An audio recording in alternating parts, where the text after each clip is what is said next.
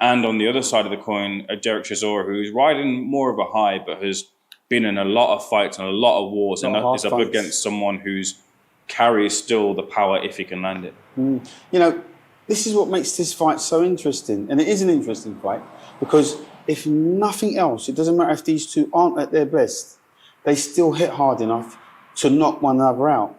So this fight is going to be down to two main things. The first thing is, it's going to be down to the endurance of each fighter. How much has each fighter got left in the tank?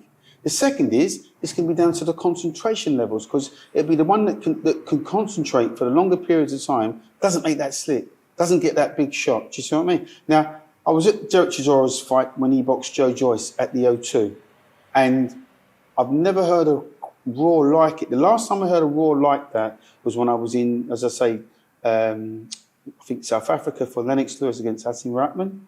If I'm not mistaken, it was there. And when Lennox Lewis got knocked out, they took the roof off. I mean, they went mental. That's the only time I've heard a roar like that, was when Derek Chisora knocked out Joe Joyce. They took the roof off. He's a fan favourite down there. They love him down there. So if the fight between those two is over here and it's at the O2, I think you've got to back Chisora. You do. In terms of in terms of Deontay Wilder, he's changed his style or tried to add more strings to his bow outside of just landing the right hand. Have you seen that in his recent performances, despite the losses? Have you seen him be someone who's more skilled in the ring, has more than just the right hand to land on his opponents? Yeah, he's tried it. It's just my opinion. He's trying to box more now, but that's not really him. He's not a boxer. You know, Deontay Wilder's not a boxer. He's not a jab and move merchant. He's not a slip block or a step. He doesn't do that. Deontay Wilder sets you up for the right hand. He'll pull you with a jab and he'll drop that right hand on you. That's his style. And if he wants to beat Derek Chisora, he's got to go back to being the executioner. He's got to go out there and do what he's done throughout the whole of his career. It's too late in the day to change his style now. So that's not the most advisable thing to do. Not in my opinion.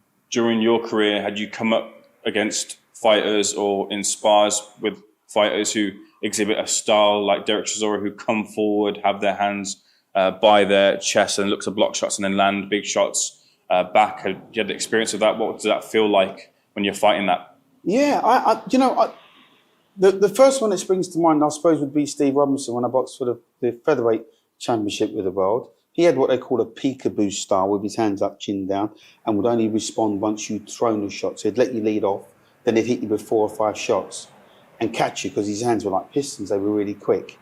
And that in itself is quite intimidating, because you're trying to pick your shots. You're looking for the pocket. You're looking to try and slip the shots in, but you just can't find it. And, he was a lot physically stronger than me as well. He was just much too big for me, ultimately. And but I feel with Chisora, that's he's been known to soak up so much punishment in fights, but he seems to find a way. And as he did in the Joe Joyce fight, and people have written him off before, and he ends up winning really, really late. That just seems to be part of his trait. But these two are so evenly matched right now, where they are in their respective careers. It's a real sort of pick 'em.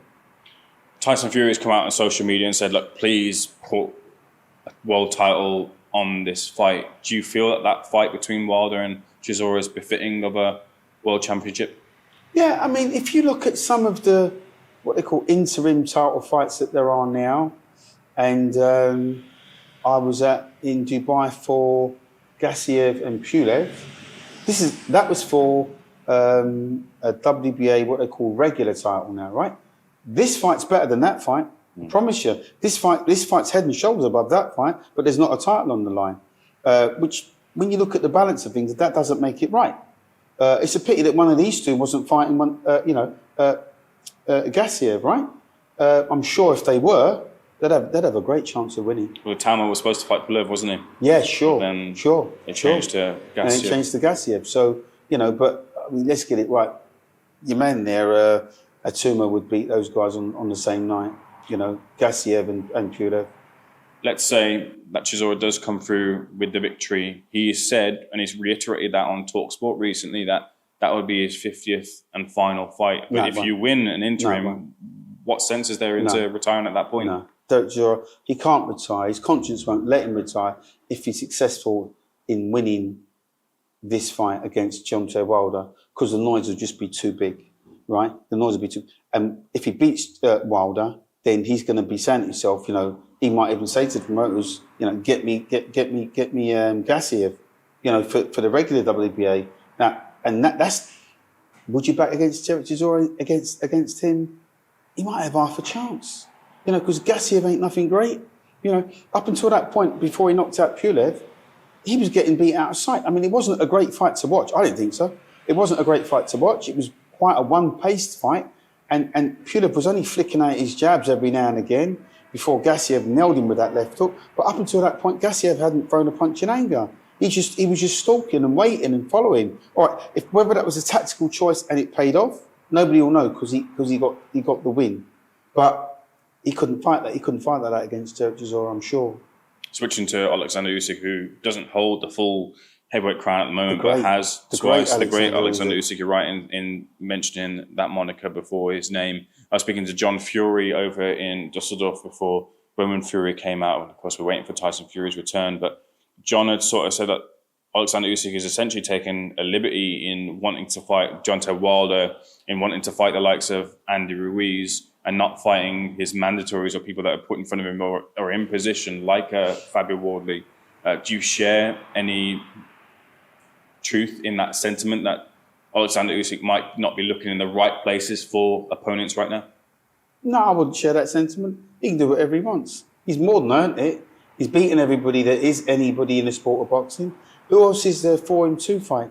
That's going to give him a test. That's going to really tell us if he is beatable. Let me just interrupt there. This is where the UFC model will come back in, Duke. So the UFC model would then say, hang on, Alexander, Fabio Wardley is the one next in line. You've got to fight Fabio Wardley. There's no relinquishing anything. All right. That's who you got to fight. So just going back to that, if the UFC model was in place here, that would be the next fight up. Yeah, but it's not. It's not in place. So nobody can force him, can they? Would you prefer right now Usyk versus Wardley or Usyk versus Ruiz or Wilder? Oh, God. No, listen. If we're talking about fights, stylistically fights, good fights, then the most natural fight to make would be Wardley, wouldn't it? Because, like I said before, with Fabio, doesn't know how to lose. And at least with Fabio, when he goes in there, if let's just say he fought Usyk, Usyk's going to be in a fight. I'm not saying he beats Usyk, because Usyk always finds a way to win. He's so adaptable. He's so clever. He's like, I should call him the professor. He dissects everybody in seconds, minutes even. He does a number on everybody. He finds a way to win. But that southpaw style gives everybody kidneys, But in an ideal world, of course, Fabio Wardley should get a shot at Alexander Usyk. But this isn't an ideal world. Do you see any complications for Alexander Usyk? Of course there will be, but do you see any ones that will cause him real trouble in the fight with Ruiz, who was once a very feared counter-puncher, can throw punches in bunches as well, has since lost a bit of weight, which has taken a bit from him, but has never got back to the heights that he did when he usurped Anthony Joshua over in America? Now, Andy Ruiz is probably tailor-made for Alexander Usyk. If you look at his style and his stature, he's short, diminutive. He's a bit of a powerhouse. He looks strong. But Andy Ruiz doesn't fight at pace, can't fight at pace, where Usyk can. And Usyk's got much too much in terms of his lateral movement for Andy Ruiz, because Andy Ruiz won't catch him. He's not capable enough to catch him. He can get lucky, but it's highly unlikely. There's a lot more boxing topics to discuss, but we'll leave those for another day. We've got a lot more content to film on Jukebox as well, so do keep tuned to Seconds Out and Jukebox for that content. Thank you so much for your time. Thanks, McKenzie. Appreciate it.